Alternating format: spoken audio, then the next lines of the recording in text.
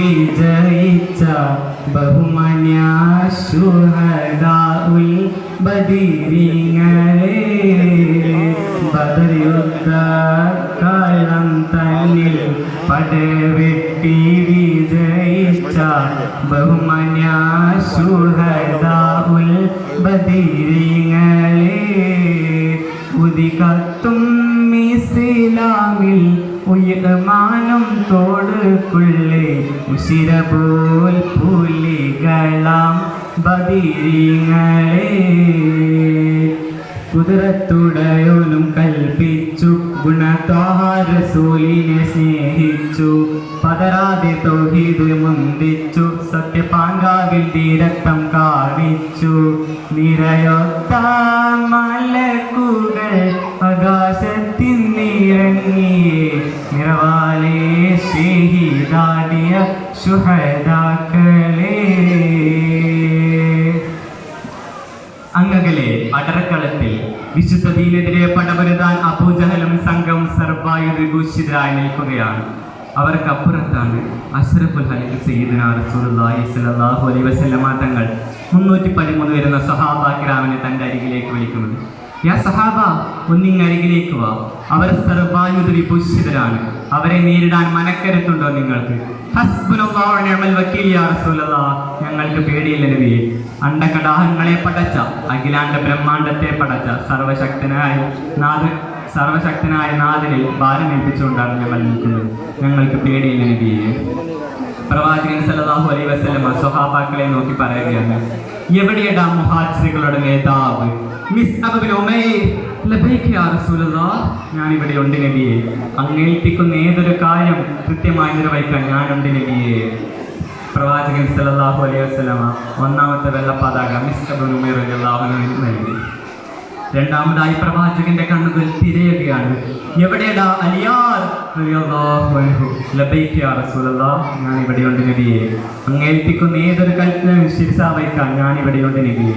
രണ്ടാമത്തെ വെള്ള പതാക അലിയാർ തങ്ങളുടെ കയ്യിലേക്ക് ഏൽപ്പിക്കുകയാണ് പ്രവാചകൻ സല്ലല്ലാഹു അലൈഹി വസല്ലമ.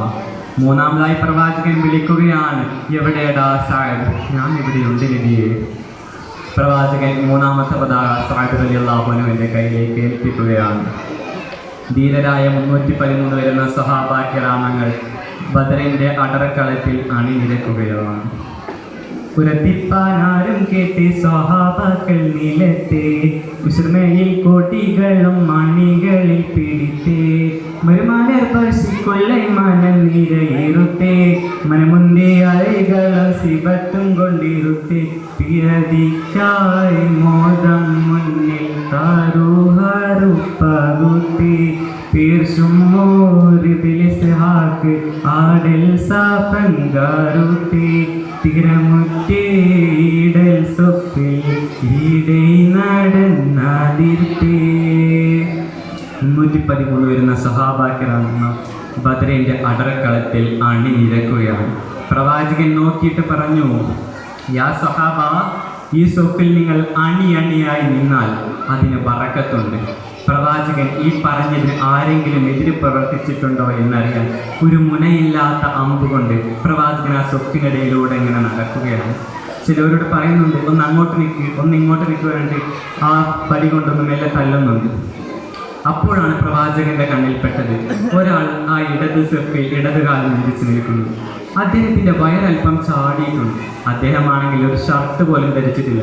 പ്രവാചകൻ ആ സ്വഹാബിയുടെ അടുത്ത് നിന്ന് ചോദിച്ചു, അല്ല സവാദെ, നീ എന്താണ് ഇങ്ങനെ നിൽക്കുന്നത്? ഇതിൻ്റെ പ്രതിഫലത്തെക്കുറിച്ച് നിനക്ക് അറിയില്ലെന്നാണോ എന്ന് പറഞ്ഞ് ശരിപ്പെടുത്താൻ വേണ്ടി ആ മുനയില്ലാത്ത അമ്പ് കൊണ്ട് ഷർട്ട് ധരിക്കാത്ത സവാദുകളെല്ലാം എൻ്റെ ഉദരത്തിലേക്കൊന്ന് തല്ലിയതാ.